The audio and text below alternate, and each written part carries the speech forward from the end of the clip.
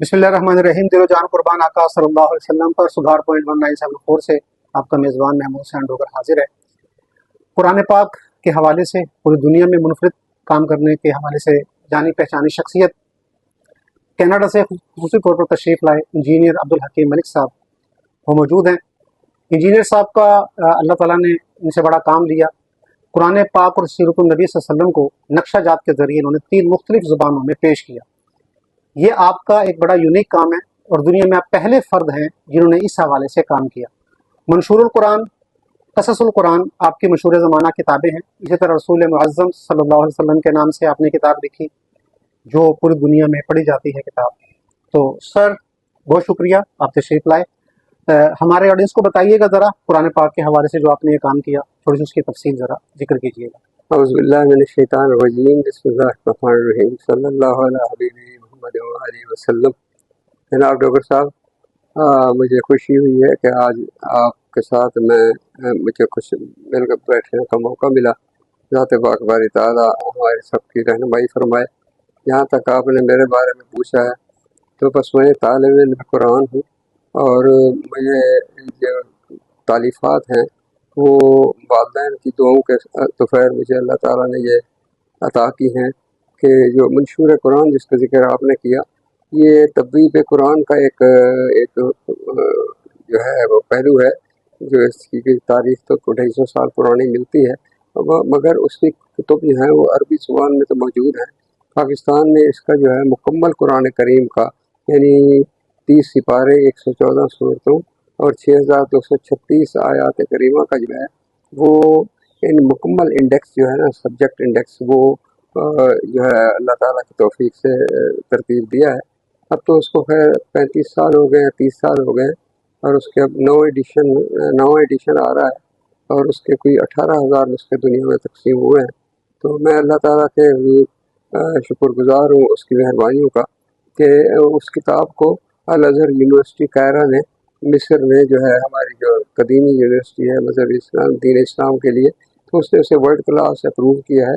اور پھر world council of churches جو ہیں کلیساؤں کی عالمی کونسل، اس نے بھی اس کو اپروو کیا ہوا ہے، اور ہماری مذہبی جو وزارت امور ہے اسے بھی جو ہے اس کو ایکریڈیٹ کیا ہے.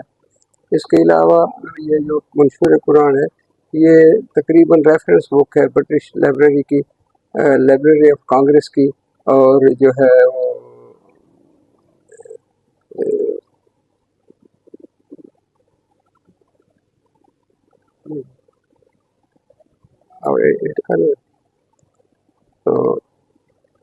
اچھا سر، تھوڑا سا یہ بتائیے گا، آپ Islamic research foundation global Canada کے سربراہ ہیں. کینیڈا میں رہتے ہوئے آپ کی یہ تنظیم کس حوالے سے کام کر رہی ہے اور کتنے ممالک میں یہ کام ہو رہا ہے؟ ڈاکٹر صاحب، اصل میں تو خادم قرآن کے طور پر مسافر ہوں 16-17 ملکوں کا، اور وہاں آپ جیسے مہربان جو ہیں وہ بطور لیزان آفیسر کام کرتے ہیں میرے ساتھ اس پیغام کو پہنچانے کے لیے. اسلامک ریسرچ فاؤنڈیشن کا جو اصل مشن ہے وہ ہے قرآن کی آسان فہمی ان لوگوں تک پہنچانا جو ملٹی لنگول ملٹی کلچرل جو ہے وہ کمیونٹیز میں رہتے ہیں، اور ان کو کئی مسائل درپیش ہیں، اور ان کے لیے ایزی ایکسیس اویلیبل نہیں ہے قرآن کریم کی کہ وہ جس وقت بھی چاہیں کسی عالم یا مفتی تک پہنچنے سے پہلے وہ ایز اے بیئر ایکٹ جو ہے جس کو ہم قانون کی زبان میں کہتے ہیں، وہ سیدھا سادہ اللہ تعالیٰ کا حکم دیکھ لیں کہ ڈو اور ڈونٹس کیا ہیں، اللہ تعالیٰ نے کس کام کی اجازت دی ہے، اگر اجازت دی ہے تو پھر اس پر کیا انعامات اور اجر بتایا ہے، اور کس کام سے منع کیا ہے اور اگر منع کیا ہے تو اس کی سزا اور جزا کیا ہے. اور اس میں قرآن کریم کا کیونکہ یہ ہے کہ یہ اللہ تعالیٰ نے اس کا کہہ دیا ہے کہ ما فرطنا فی الکتاب من شیء، ہم نے اس کتاب میں کسی بات کے ذکر کی کمی نہیں چھوڑی. تو میں سمجھتا ہوں کہ کوئی زمانہ ایسا قیامت تک نہیں آئے گا کہ کوئی بھی انسانیت کسی بھی موضوع پر اس کتاب سے رہنمائی نہ لے سکے.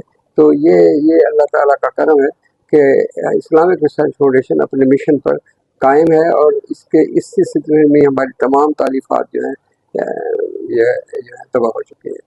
اچھا، تھوڑا سا یہ بتائیے گا کہ آپ نے 17 ممالک کا سفر کیا اور کینیڈا کے آپ نیشنلٹی ہولڈر ہیں، پاکستان وقتاً فوقتاً آتے رہتے ہیں. لوگوں میں کس حد تک پیاس ہے قرآن پاک کے حوالے سے؟ یا آپ سمجھتے ہیں کہ لوگوں میں ابھی بھی خاص طور پر جو غیر مسلم ہیں وہ قرآن کی طرف راغب ہو رہے ہیں؟ بہت خوبصورت سوال کیا ہے جی آپ نے. عرض یہ ہے کہ اس سے سیرت النبی سے ہمیں یہ جو پتہ چلتا ہے کہ دیکھیں عرب کا جو معاشرہ ہے وہ کس طرح ظلمات میں ڈوبا ہوا تھا، مگر نبی کریم صلی اللہ علیہ وسلم نے اپنی ذات مبارکہ سے ایک نمونہ ایسا پیش کیا کہ لوگ اٹریکٹ ہوئے اور لوگوں نے اسلام کی توجہ کی، اور انہوں نے ان کو جو ہے وہ صادق اور امین کا جو ہے خطاب دیا اور ان کی بات کو مانا. تو اصل میں اس کی ترویج ہے، اس میں ہمارا اپنا جو ہے پہلو ہے کہ ہم لوگوں کو کیا پریزنٹ کرتے ہیں، اپنے آپ کو کس معاملے میں دیکھتے ہیں. ہاں، جب بھی ہم بطور مسلمان دوسری کمیونٹی میں اپنے کوئی ایسا رویہ پیش کرتے ہیں، اخلاق پیش کرتے ہیں، ہم اپنے قیام اور قیام میں ان کی مثالیں ہمیں دیکھتے ہیں، یقیناً ان کو وہ رغبت ہوتی ہے، وہ پھر ہمارے جمعہ نماز میں آتے ہیں، ہمارے ڈنرز میں شامل ہوتے ہیں، اور اللہ تعالیٰ کی جسے توفیق ہوتی ہے، جس کے لیے راہ ہدایت اللہ تعالیٰ نے لکھ دی ہے، وہ اس کی طرف راغب ہوتا ہے، اور اس کے لیے ہمارے علماء اور فقہاء وہاں موجود ہیں اور وہ ان کو شہادہ پڑھا دیتے ہیں. اور اللہ تعالیٰ کے مہربانی سے یہ کام زوروں پر ہے اور اس میں کوئی کمی نہیں آئی. اور جوں وقت بڑھتا جا رہا ہے، یہ اسلامک فوبیا کی تو بات کرتے ہیں مگر اسلام کی محبت بھی بڑھ رہی ہے.